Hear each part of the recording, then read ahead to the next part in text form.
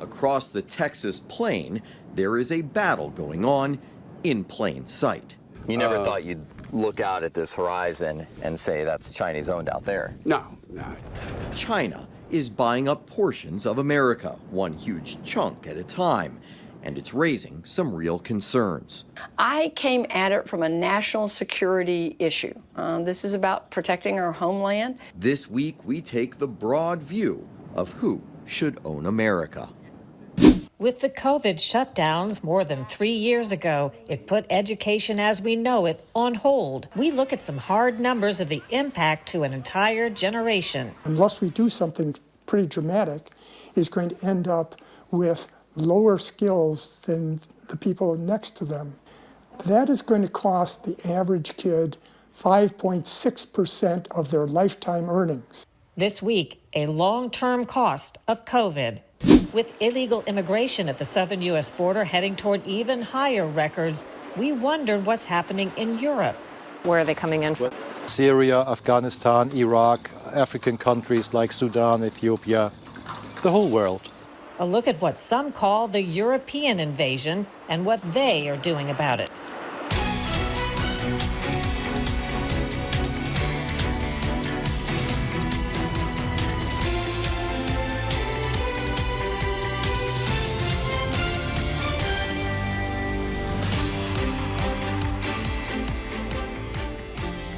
Welcome to Full Measure. I'm Sharyl Attkisson. Across the country, there is a new kind of land grab going on that may surprise you. Millions of acres are being bought up by foreign investors, including those from one of our biggest adversaries, China. And no state is more impacted than Texas, where Scott Thuman reports today's cover story. Southwest Texas. Out past the oil derricks and cattle ranches, as you approach the Mexican border, you find scrubby ground that's hard to work. But even in a place the locals call the middle of nowhere, land is in high demand, like these 140,000 acres bought in 2018 by a billionaire from America's #1 international rival. All that hill up there is Chinese owned. Bo Nettleton is a rancher and commissioner in Valverde County. You never thought you'd look out at this horizon and say that's Chinese owned out there? No. But then again, there's a lot that surprised Nettleton about his new neighbor. The Chinese real estate tycoon who bought it for millions of dollars said he wanted to build giant wind turbines to sell power to the Texas grid. Let's talk frankly about your feelings about the idea of any representation of China having large pieces of property out here. What do you think of it? I think it's wrong. I think it's wrong that any country that is an adversary of the United States should have the right to buy anything in the United States. I mean, I think if you looked at it on a nationwide basis, you'd find out that the Chinese probably control a lot more than you realize. The federal government has a job to protect the United States, to protect and defend. And they're just allowing whoever that shows up to do whatever they want, and they don't even know what the hell's going on. As a direct result of the wind power plan, Texas Governor Greg Abbott signed a law preventing other nations and companies of certain hostile countries from owning or having access to the state's critical infrastructure, including the power grid. Still, some think Texas needs to go further. China's gone on a buying spree here in Texas. So Chinese interests own more land in Texas than any other state in the union. He's going to, Republican Senator Lois Kolkhorst pushed a new stricter law banning anyone from countries the U.S. identifies in its national threat assessment, Russia, Iran, North Korea, and yes, China, from buying any Texas property. I came at it from a national security issue. This is about protecting our homeland and saying that, Texas is a strategic state in our nation, and that we need to hit the pause button and make sure that we know what's going on. Her fears literally rose when news broke in February of that Chinese spy balloon listening in from above as it traveled across the U.S., pausing over strategic military bases before President Biden eventually had it shot down. I think our American Nettleton points out the Chinese-owned land next to his property is also close to a busy U.S. Air Force base. Another Chinese land investment, this time in North Dakota, with plans for a $700 million corn mill, was also within miles of an air base. It was going ahead until the Pentagon called it a security risk. And Chinese interests aren't just over land. A decade ago, they bought Smithfield Foods, the nation's largest pork producer.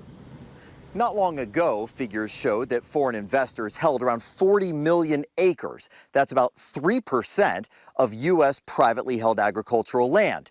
And of that, China owned about 1%.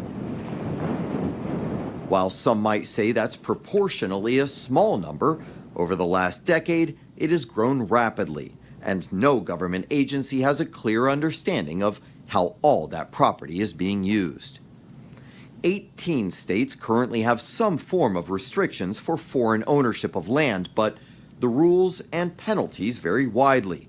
In Washington, a committee on foreign investment known as CFIUS reviews and can block foreign purchases and investments, but it doesn't have jurisdiction over all property deals. Back in Texas, some argue the federal government shouldn't be able to tell Americans who they sell to if the price is right, particularly farmers who own such large tracts of land. Because personal property rights is the other side of that coin. That's right. That's right. There's a local feed mill right here. Rancher Russell Boning is president of the Texas Farm Bureau. And if you're selling property and someone's offering more money, it's hard to turn that down, isn't it? That's correct. That's where the debate lies. That's where the debate lies. This is like winter grazing, like old... Boning says farmers' desire to choose who they sell land to doesn't diminish their worries about increasing ownership from so-called hostile nations. There's concern from landowners about especially certain foreign ownership. China always seems to come up first and foremost. And I think a lot of farmers and ranchers are looking at it from a national security point of view as well. I mean, farmers and ranchers are pretty much patriotic people.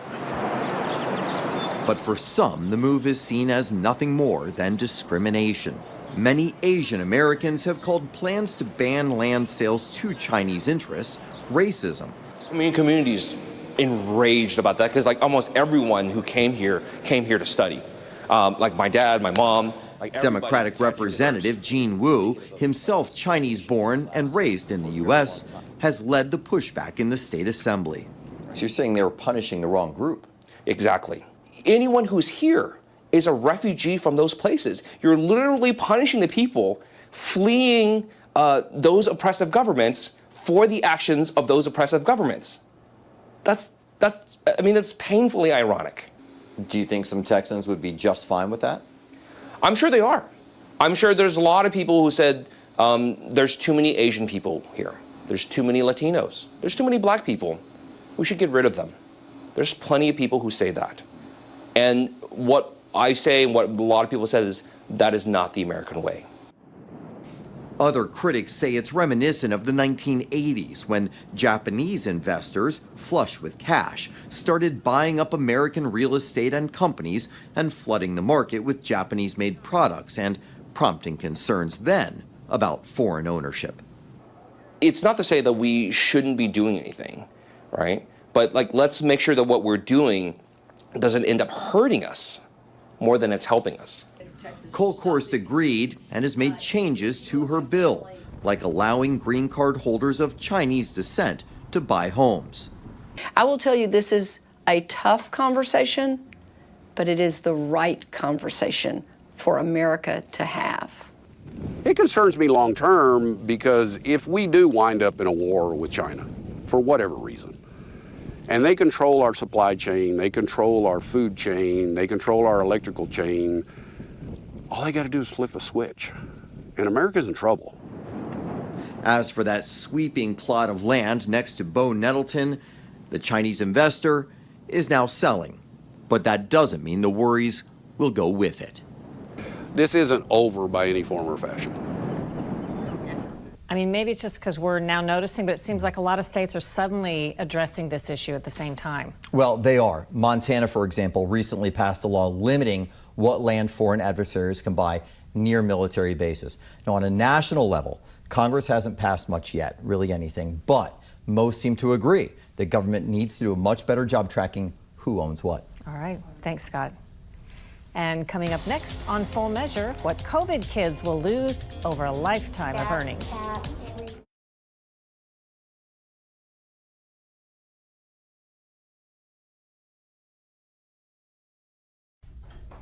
There's a growing consensus that the COVID shutdowns of schools not only did more harm than good, but that the detrimental impacts will be felt for a generation or more.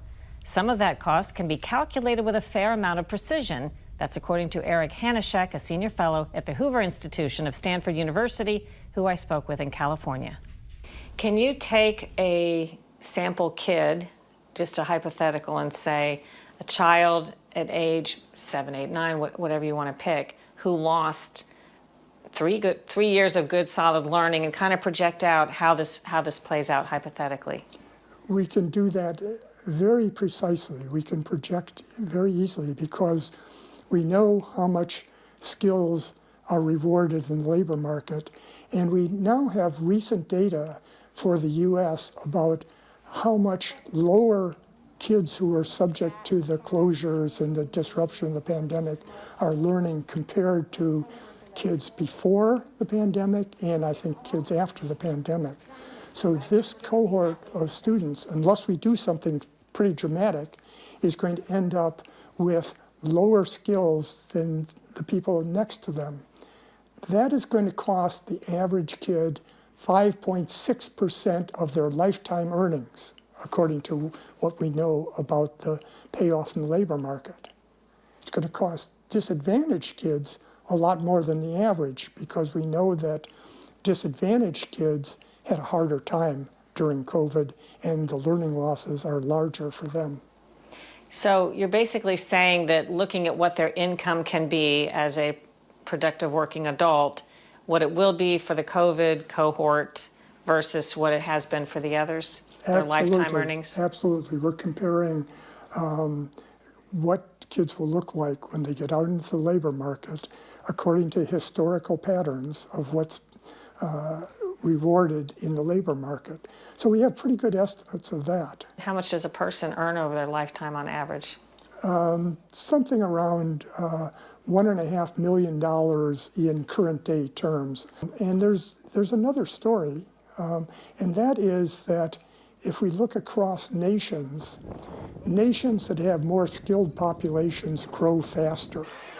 And economic growth is what leads us to have higher incomes than our parents, and what leads our kids to have higher incomes than we have. It's the increase in well-being.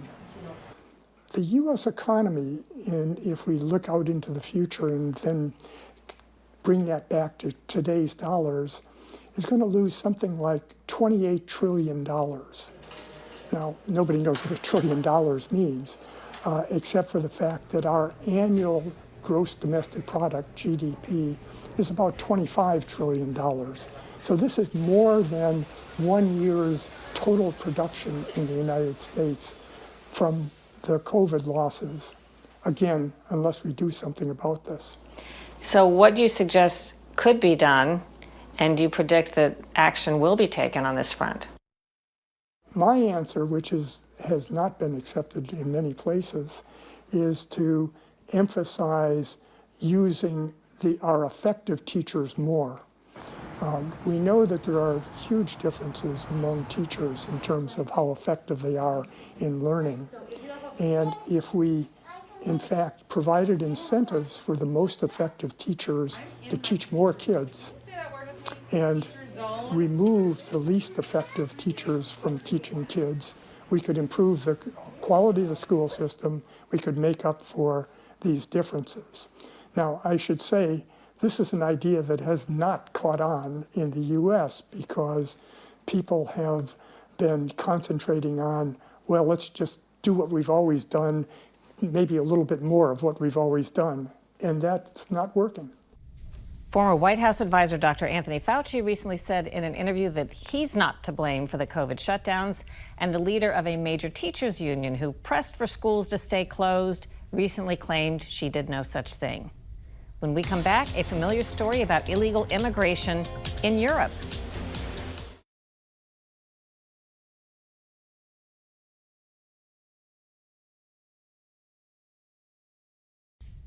Just as the U.S. has become inundated by illegal border crossings, so has Europe been inundated by illegal immigrants and asylum seekers. Here on Full Measure, we've reported on the resulting financial stress and culture clashes from Denmark to Greece. In Great Britain, officials are calling the current wave an invasion and describing many illegal immigrants as criminals. Today, we're off to Europe to take stock. This refugee center in Berlin, Germany, is housed in an old hospital complex. Where are they coming in from? Where the asylum seekers arrive here, mostly from Moldova, Republic of Moldova, which is a neighboring state to Ukraine, Georgia, which is also a neighbor of Russia, and then Syria, Afghanistan, Iraq, African countries like Sudan, Ethiopia, the whole world. Sasha Langenbach is with Berlin's State Office for Refugee Affairs. He says new arrivals stay here a few nights waiting to be interviewed. Everyone gets x-rayed for tuberculosis, an issue especially with people from Eastern Europe. In 2015, Berlin counted 79,000 asylum seekers, most of them from Syria, Afghanistan and Iraq, and 55,000 stayed here for good.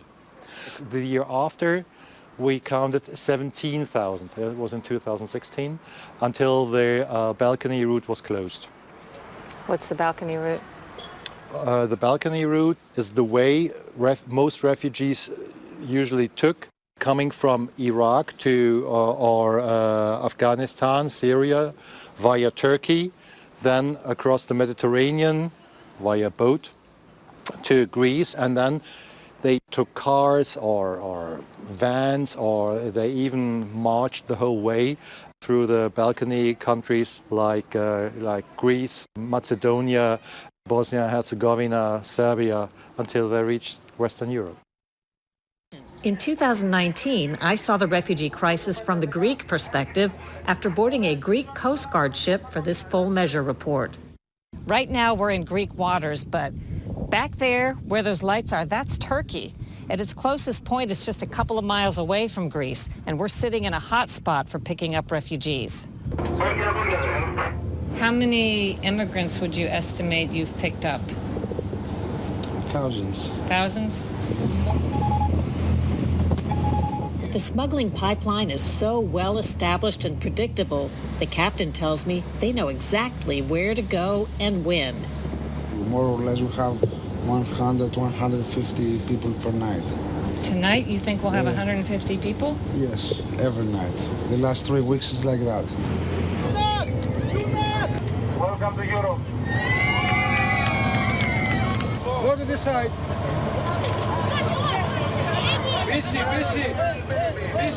There are more children and babies than either men or women. More than 50 people stuffed in a raft made for 9 to 12. Today, more than 3 years after that report, ongoing tension. An all-time record 45,000 plus people, mostly Albanian Muslims, entered Britain illegally last year by crossing the English Channel in small boats. About 4 people. On my visit to London last summer, I talked about the crisis with Conservative Member of Parliament Mark Francois. Well, we have a particular issue with cross-channel migrants who are being people trafficked for profit across the English Channel from France to Britain. The people who purvey this trade, who profit from it, are utterly heartless, and it's a form of moral blackmail. And I don't think we should be morally blackmailed by anyone. We have arranged with Rwanda to take those migrants where they can be processed and their claims for asylum can be properly examined. That policy to send refugees to Rwanda in Central Africa drew harsh criticism from Liberal Member of Parliament Stephen Bonner. We see policies like the Rwanda policy. I believe that to be an inhumane policy. We are sending some of the world's most desolate and vulnerable people to our country where we know there is human rights concerns. In December, London's High Court ruled the Rwanda strategy is legal. That same month, Britain's newest Prime Minister announced aggressive measures to combat illegal immigration, including fast-tracked return of thousands of Albanians. That if you enter the UK illegally, you should not be able to remain here.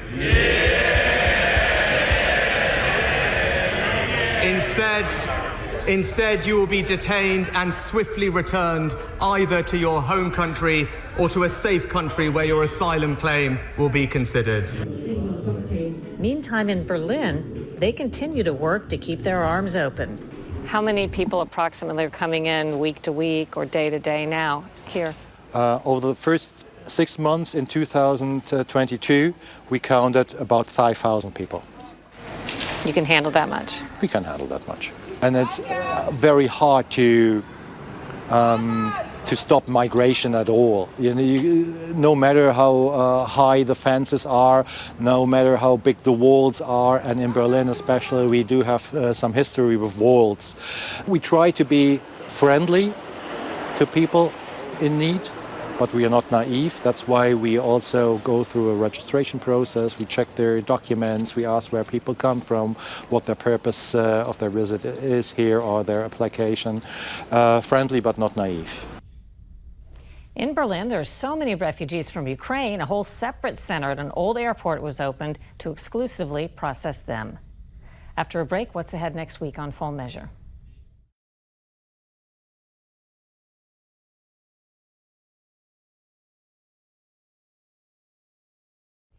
Coming up next week on Full Measure, border states have largely been left on their own to fight back against what's looking to be another record-breaking year for illegal immigration. One of those states is Texas, where we find the hard-hit town of Eagle Pass bearing the unfortunate brunt of the border crisis. Do they climb over the fence? No, they let them through. Border Patrol lets them through? Yeah, well, if there's like right now, they still got places where they haven't finished the fence, and they got gates.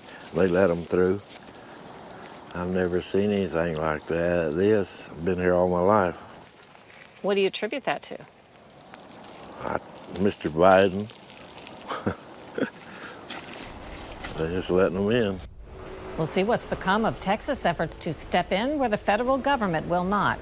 Next week on Full Measure. Until next time, we'll be searching for more stories that hold powers accountable. Thanks for watching. I'm Sharyl Attkisson.